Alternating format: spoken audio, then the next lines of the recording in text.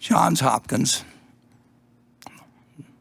one of the most respected institutions in the country, the Nuclear Threat Initiative, NTI, and the intelligence group at The Economist collaborated to evaluate the problems of the worldwide preparedness for pandemics, essentially.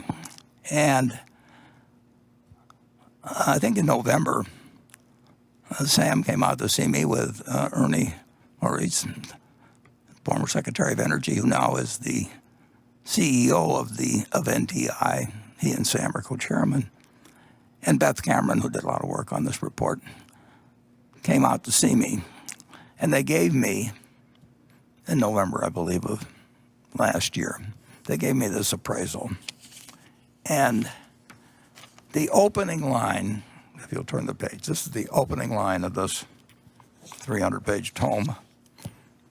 Biological threats, natural, intentional, or accidental, in any country can pose risk to global health, international security, and the worldwide economy. And this book was prepared in order to evaluate the preparedness of the various countries and rank them. We ranked pretty well, but all of the countries got a failing grade, basically. Now, you would think with the prestige of Johns Hopkins and The Economist, along with people like Sam and Ernie, et cetera, that this would have gotten some attention. And again, Sam, if you turn to the next page, Sam and the others went on YouTube on October 24th, 2019, and they have racked up, as of a couple of days ago, 1,498 views. Now, my friend Bill Gates was delivering the same warning at a TED Talk some years back, and he's gotten a lot more views, but it just says something about the fact that you're going to get bolts from the blue, and you can read papers about them, and you can talk about what'll happen if some, as they used, the fellows at Sigma, Solomon used to tell me, some 25 Sigma event comes along, and they say that'll happen once in the life of the universe, and then it happens to them a couple of times in a month, and they go broke. You just don't know what's going to happen.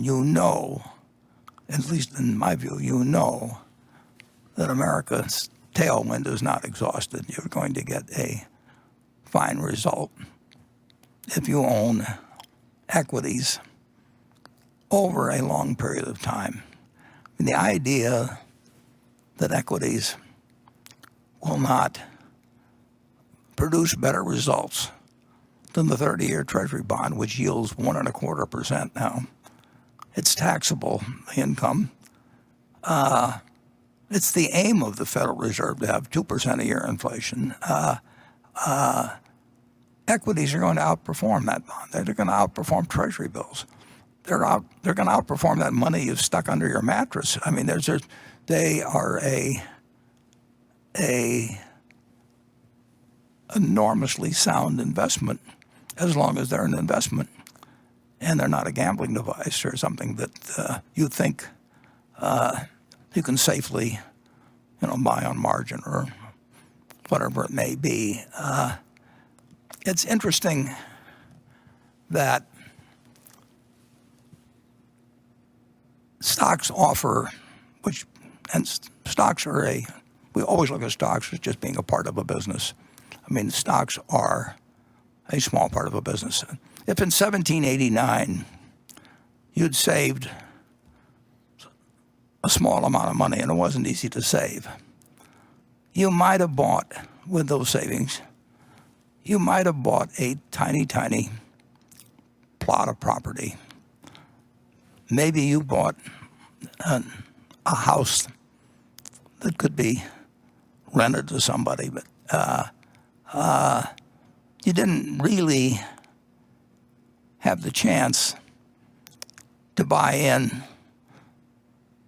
with 10 different people who were developing businesses and who were putting presumably putting their own money in, and that would have the American tailwind behind. And of the 10, a reasonably high percentage would succeed in a way and earn decent returns. But those are the choices you might have had to do with savings. And they started offering bonds originally, and there again you got a limited return, but the return may have been, in those days, may have been 5 or 6% or something of the sort. But you can't buy risk-free bonds. I mean, the yardstick for me is always the U.S. Treasury, and when somebody offers you quite a bit more than the U.S. Treasury, there's usually a reason. There's more risk. But going back to stocks, people bring the attitude to them too often that because they are liquid and quoted minute by minute, that it's important that you develop an opinion on them minute by minute. Now, that's really foolish when you think about it. And that's something Graham taught me in 1949. I mean, that single thought. Stocks were parts of businesses and not just little things that moved around on charts. Or charts were very popular in those days, and whatever it may be. Imagine for a moment that you decided to invest money now, and you bought a farm. And the farmland around here, let's say you bought 160 acres, and you bought it at X per share, or per acre. And the farmer next to you had 160 identical acres, same contour, same quality of soil quality. So it was identical. And that farmer next door to you was a very peculiar character, because every day that farmer with the identical farm said, "I'll sell you my farm, or I'll buy your farm at a certain price," which he would name. Now, that's a very obliging neighbor. I mean, that's got to be a plus to have a fellow like that with the next farm. You don't get that with farms. You get it with stocks. If you own 100 shares of General Motors, on Monday morning, somebody will buy your 100 shares or sell you another 100 shares at exactly the same price, and that goes on 5 days a week. But just imagine if you had a farmer doing that.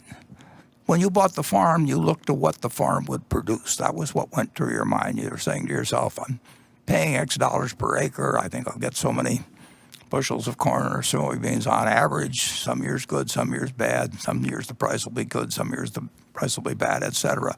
But you think about the potential of the farm.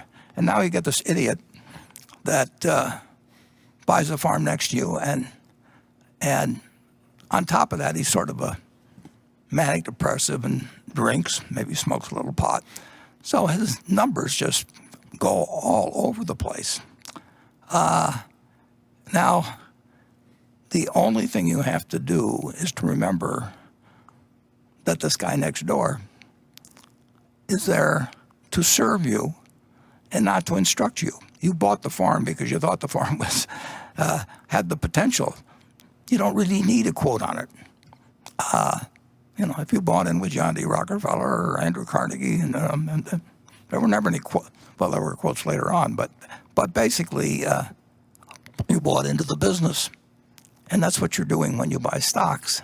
But you get this added advantage that you do have this neighbor who you're not obliged to listen to at all, who is going to give you a price every day, and he's going to have his ups and downs, and maybe he'll name a silly price that he'll buy at, in which case you sell if you want to, or maybe he'll name a very low price and you'll buy his farm from him. But you don't have to, and you don't want to put yourself in a position to where you have to. So stocks have this enormous inherent advantage of people yelling out prices all the time to you. And many people turn that into a disadvantage. And of course, many people profit in one way or another from telling you that they can tell you what this farmer's going to yell out tomorrow or next, your neighboring farmer's going to yell out tomorrow or next week or next month. There's huge money in it. So people tell you that it's important and they know, and that you should pay a lot of attention to their thoughts about what price changes should be, or you tell yourself that there should be this great difference. But the truth is, if you owned the businesses you liked prior to the virus arriving, it changes prices and it changes, but nobody's forcing you to sell. And if you really like the business and you like the management you're in with, and the business hasn't fundamentally changed, and I'll get to that a little when I report on Berkshire, which I will soon, I promise. The stocks have an enormous advantage, and you still can bet on America, but you can't bet unless you're willing and have an outlook to independently decide that you want to own a cross-section of America, because I don't think most people are in a position to pick single stocks. A few maybe, but on balance, I think people are much better off buying a cross-section of America and just forgetting about it.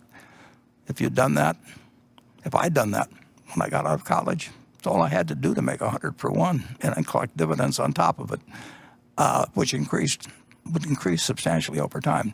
The American tailwind is marvelous. American business represents, and it's going to have interruptions, and you're not going to foresee the interruptions, and you do not want to get yourself in a position where those interruptions can affect you, either because you're leveraged or because you're psychologically unable to handle looking at a bunch of numbers. If you really had a farm and you had this neighbor, and one day he offered you $2,000 an acre, and the next day he offers you $1,200 an acre, and maybe the day after that he offers you $800 an acre, are you really going to feel that at $2,000 an acre, when you had evaluated what the farm would produce, are you going to let this guy drive you into thinking I better sell because his number keeps coming in lower all the time? It's a very, very, very important matter to bring the right psychological approach to owning common stocks. But I will tell you, if you bet on America and sustain that position for decades, you're going to do better than, in my view, far better than owning Treasury securities, or far better than following people who tell you that what the farmer's going to yell out next. There's huge amounts of money that people pay for advice they really don't need, and for advice where the person giving it can be very well meaning in it and believe their own line. But the truth is that you can't deliver superior results to everybody by just having them trade around a business. If you bought into a business, it's going to deliver what the business produces, and the idea that you can outsmart the person next to you, or that the person advising you can outsmart the person sitting next to you is well, it's really the wrong approach. So find businesses, get a cross section. In my view, for most people, the best thing to do is to own the S&P 500 index fund. People will try and sell you other things because there's more money in it for them if they do. And I'm not saying that that's a conscious act on their part.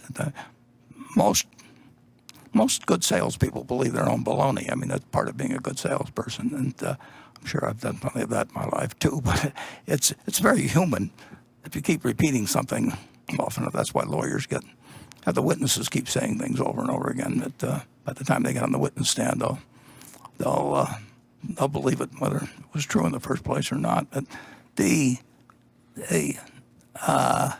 you are dealing with something fundamentally advantageous, in my view, in owning common stocks. I will bet on America the rest of my life, and I hope my successors at Berkshire do it. Now, we do it in two different ways. We do it by buying entire businesses, and we buy parts of businesses. And I would like to emphasize that, well, I'd like to give you a few figures that will tie in from our activities in the first quarter and also what we've done in April. We are not right about, we do try to pick businesses that we think we understand. We don't buy the S&P 500. And we like to buy the entire businesses when we buy them, but we don't get a chance to do that very often. Most of the best businesses are not available for sale in their entirety. But we don't mind in the least buying partial interests in businesses, and we would rather own 6 or 7 or 8% of a wonderful company and regard it as a partnership interest essentially in that company, and that we get an opportunity to do that through marketable securities, and sometimes we get more opportunities than others. And with that, I hope I've convinced you to bet on America.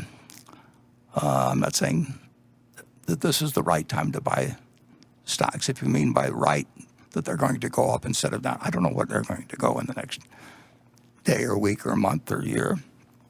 But I hope I know enough to know, well, I think I can buy a cross-section and do fine over 20 or 30 years. And you may think that's kind of for a guy 89, that's taking kind of an optimistic viewpoint. But I hope that really everybody would buy stocks with the idea that they're buying partnerships in businesses, and they wouldn't look at them as